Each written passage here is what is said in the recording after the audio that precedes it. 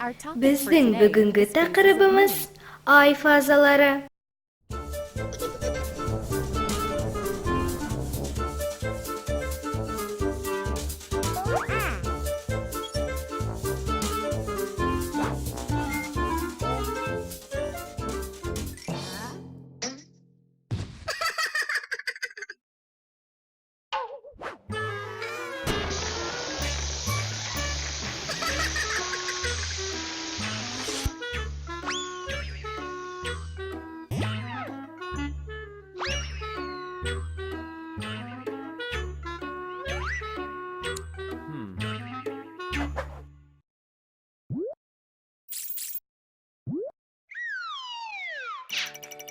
Ай жерді тұрақты орбитамен айналады.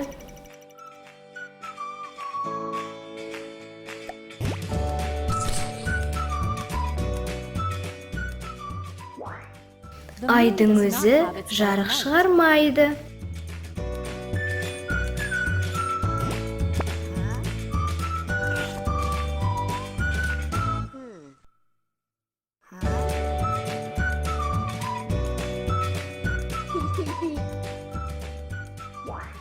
Айға жарықты күн түсіреді.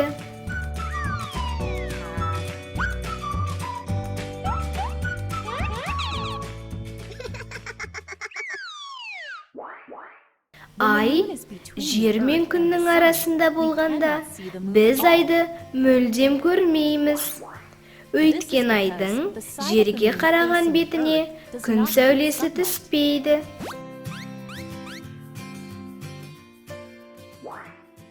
Бұл жаңа ай деп аталады.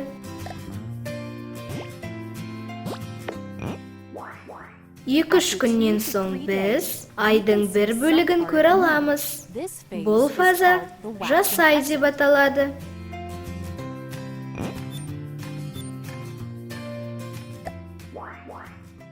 Ай үлкейіп, оның жарығы арта бастағанда, ол өсіп келе жатыр дейміз.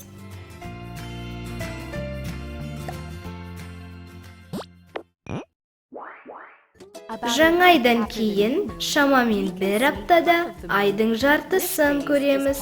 Бұл фаза бірінші ширек деп аталады. Бірінші ширектен 2-3 күннен соң айдың жартысынан көбі көрінеді. Бұл фаза келер ай деп аталады.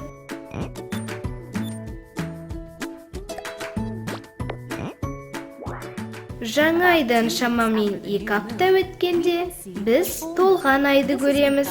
Өйткені күн сәулесі айдың жерге қараған жағына толық түседі. Енді ай толған айдан жаңа айға кері қайтады.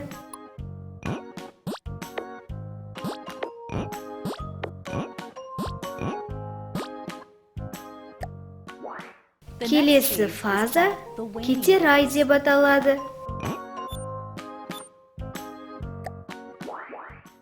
Ай кішірейіп, оның жарығы азая бастағанда, ол кемиді дейміз. Келесі фаза үшінші ширек, одан кейін ескі ай.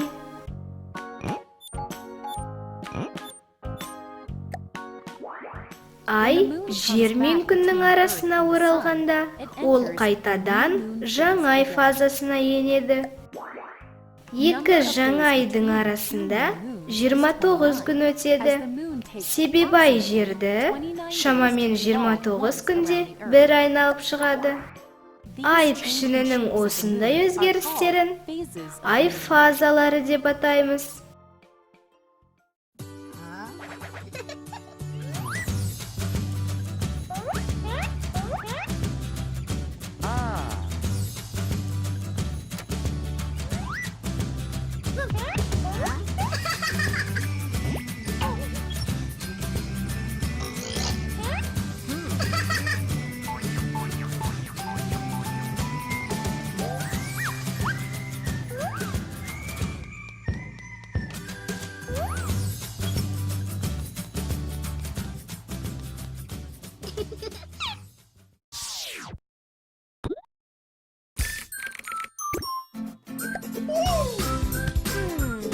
Қазақ тілін аударған ғылыми мультиктер арнасы. Мәтінді оқыған Фариза Нигметолла.